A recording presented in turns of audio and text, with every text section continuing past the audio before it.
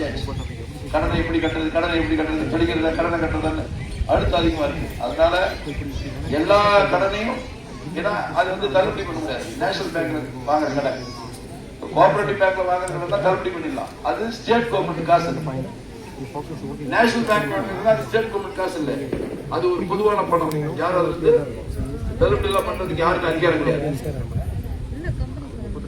அந்த பணத்தை நாங்க திருப்பி கட்டிடுறோம், அவன் நல்லா படிக்கணும்.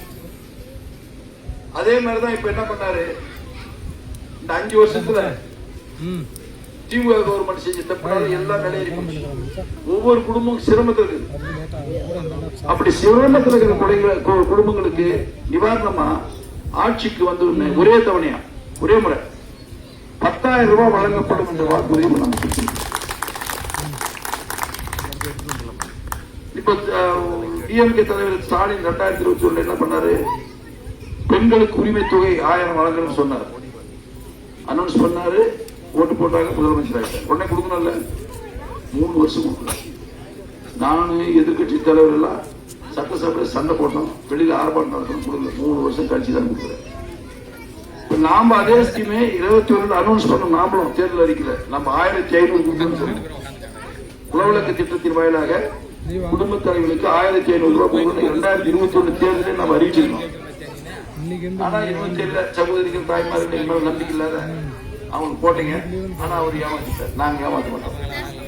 அதே திட்டத்தை, உழவிலக்கு திட்டத்தை நாங்க 2000 ரூபாய் மாதம் ஒவ்வொரு குடும்ப தலைவர்களுக்கும் மாதம் மாதம் வழங்கப்படும் வாக்குறுதியை நாங்கள் கொடுக்கிறோம்.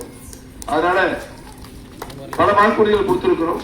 இந்த வாக்குறுதிகளை நிறைவேற்றுவோம்.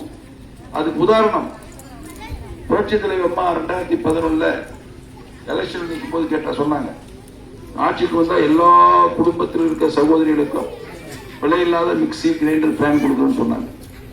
2011 ஆட்சிக்கு வந்தாங்க. நம்ம மாவட்டத்தில் கிராமமா போய் கொடுத்துமா இல்ல, நம்ம அமைச்சர் தலைவரை தூக்கி வந்தாங்களே நம்ம ஆளுங்கள்லாம், நம்ம ஊழியெல்லாம் 1,76,00,000 குடும்பங்களுக்கு நம்ம கொடுத்தோம். அதே மாதிரிதான் உங்க ஆசையோட எடப்பாடியார் முதலமைச்சரானா, அவர் முதலமைச்சரானா நானும் ஜெயிக்கணும். 117 எம்எல்ஏ ஜெயிச்சாதான் அவர் முதலமைச்சர் ஆக முடியும். அது மாதிரி கழுத்து பிடிச்சா வரக்கூடாது. கழுத்து பிடிச்சா தான் பதில் சொல்லி உட்காந்து வேண்டியதா இருக்கும். தைரியமா எப்படி அடிக்கிறாரு எல்லாரும் என்னமோ சொல்லி பார்த்தாங்க, அடி பண்ணாங்க, அது இருந்தாங்க, இது இருந்தாங்க.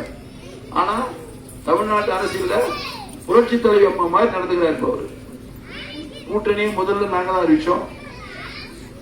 கூட்டணிக்கு இத்தனை சீட்டு நாம தான் முதல்ல அறிவிச்சோம். இந்த தொகுதி கூட்டணிக்கு நாம தான் முதல்ல அறிவிச்சோம். அதே மாதிரி வேட்பாளர் நாம தான் முதல்ல அறிவிச்சோம். அதே மாதிரி வாக்கு சேகரத்துக்கு போன தலைவர்கள் முதல் தலைவர் எடப்பாடி தான். அப்படி ஒரு துணிவான ஒரு தலைவர் அவர் மீண்டும் முதலமைச்சரான நம்ம மாதிரி கிராமத்திற்கு தேவையான அடிப்படை